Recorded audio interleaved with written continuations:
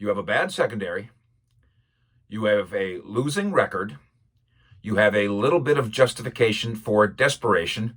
No, I'm not just talking about the Houston Texans. I'm also talking about the Dallas Cowboys. But it is the Texans today that are chasing the idea of Earl Thomas, and good for them. Mike Fisher reporting from deep in the heart of Texas, where having covered the Earl saga now for 2 years, believe me when I tell you, teams understand the very deep issues that he's dealing with way more than the public knows about. And I have knowledge of some of those too. And I'll say no more before I get sued.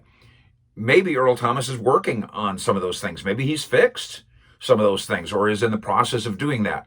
And that's invitation enough for the Texans. And so they get together on Monday with reports saying that he's likely to sign there.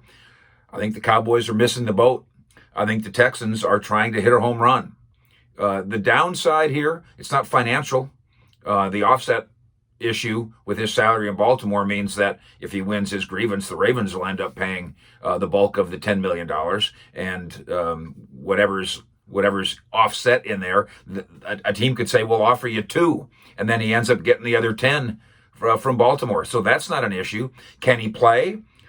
The last time we saw him, he was a starter on the best defense in football, and would have been this year too had his aloofness not got him in so much trouble in the Ravens locker room, where the team leaders there basically just threw him out.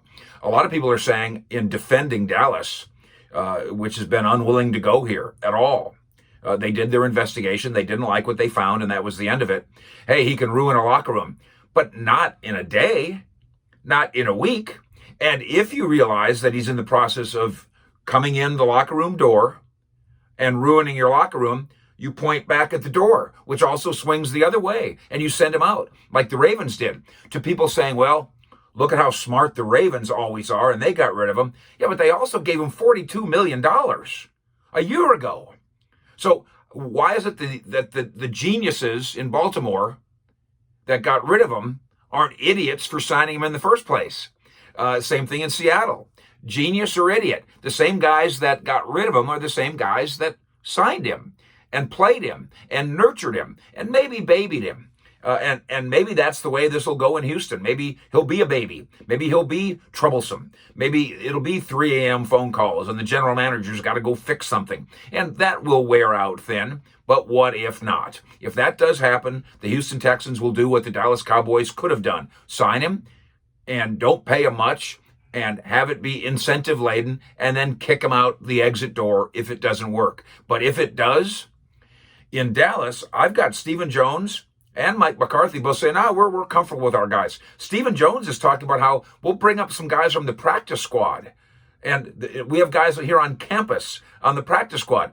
Better than a 7-time Pro Bowler? Stephen, no, you don't.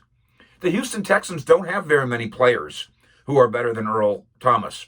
And the Dallas Cowboys don't have very many players who are better than Earl Thomas. This is a cheap, easy, affordable mini risk on a player who, if he can recapture what he once was, will go to the Pro Bowl again. And if he can't, you just do what Baltimore did without giving him $42 million. Fish out.